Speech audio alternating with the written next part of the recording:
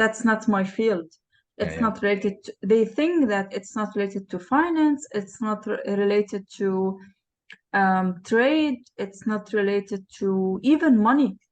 You know, because when you say cryptocurrency, this is a very complicated word for them, you know. It's like not saying dollars or or euros.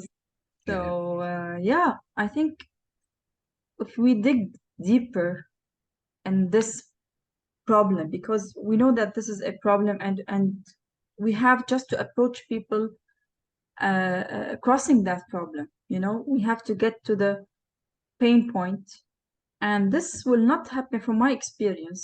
This will not won't happen actually if we just go and gather some people and talk to them. No, it's gonna be happening like with having conversations, and like I mentioned in the meeting, just a chat between me and X person, having a chat about something, you know. This is how people get convinced, or this is how people can start trusting, because they trust me, for example, okay? And if I send her money, if I buy from her anything and I send her money through the wallet, the first question will come to her mind is, okay, how can I use it now? How can I cash it out? Like So I have practically to use find the it. connector. Exactly. I have to find the connector. So it's an ecosystem. So while we are building these communities, we will be still building in parallel the connectors, trusted people, and shops and ATMs. Yeah, I think this is what we should do in parallel. Yeah. Right. Yeah. So I want to ask you a little bit about your journey into blockchain. Like, how did you get to be into blockchain? I know you worked a lot with Motaz when it was still banky, but and you've come from the banking Yeah. industry. I actually started into the cryptocurrency journey since 2016. Okay, wow. And that was around 1 year or almost 2 years before I met Mu'taz. And the thing is, I started a community in Lebanon that wasn't existing before, about Bitcoin and blockchain. Yeah. So that was as something that I wanted to share. First of all, I had to share the knowledge that I was learning from the internet about this new concept, because it's not only technology.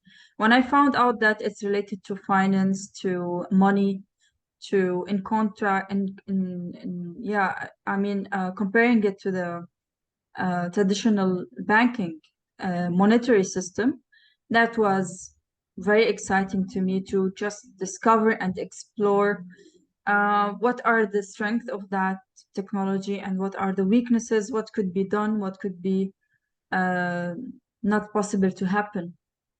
So I used to work in the banking sector for almost 15 years. And Okay. while I was still in the bank, I started this community and I started teaching myself about blockchain technology. I had too many questions at the beginning because I come from compliance background. Okay. So I also studied anti-money laundering, and I was working in that field while I was being introduced to Bitcoin. So I asked too much questions, and I searched the internet just to have answers that can convince me. And it wasn't that convincible at that time, you know, like the image of Bitcoin wasn't, or even cryptocurrency in general wasn't that good. Many illicit uses and fraud and yeah, the money laundering operations. But then it came to my mind that let me dig deeper about the technology. Why that e-money or e-cash money is circulating with such big volumes, and why are there people trusting that money system. So when I got introduced to blockchain, I studied my first certificate about blockchain, science of blockchain actually, and University of Nicosia. And then when I discovered that it's about mathematics, logic, encryption, decryption, cryptography, and computational power. So that made a lot of difference to me because it's not anymore related to what I used to know about the centralized monetary system. So this is how I understood what is decentralization and how it works. I got introduced to the first cryptocurrency blockchain, which is Bitcoin, and it convinced me that yeah, it's based on a peer-to-peer network, decentralized, without any, it's tamper-proofed and immutable. So it went on with the community. I had to just share my knowledge through presentations, meetups, and that was very successful. And actually, it became like the first voice defending this new technology in Lebanon, defended by this community and myself. So Mu'taz was one of the community members that I met during between 2017 and 18. After he got the degree from his MIT course, MIT degree about blockchain technology and innovation. So he had the idea of banking, and he just opened that idea to me and told me that I think that Lebanon should be the first place where we can leverage the technology. We can just have a strong use case that we really need in Lebanon. That was how I met Mu'taz, and yeah, I have actually we had a lot of online and offline meetings discussing how it should be integrated into the Lebanese ecosystem. So we started thinking about the government, the public sector, the central bank, and yes, we had a few meetings with the central bank at that moment in 2018 and 19.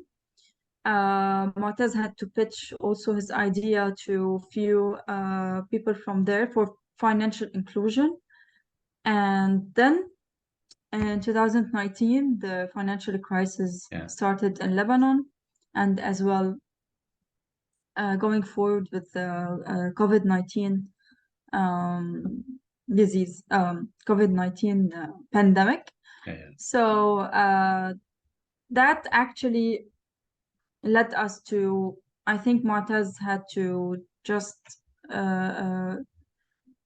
reconsider how this will be useful to Lebanon and how it can be actually in progress, considering the conflicts with the central bank and the banking system as a whole, and the trust that the people lost from the banking sector because they actually they have lost their money. That was the phase where you can just look into things and see, oh, okay, cryptocurrency could actually help us. Digital money could actually do what we want. So I'm not gonna be saving my money again in the banks. I don't trust this system. And on other hand, I don't know much about cryptocurrency. So this is how people got confused. What do? Do they invest in crypto or not? Yeah, no, sure. Yeah.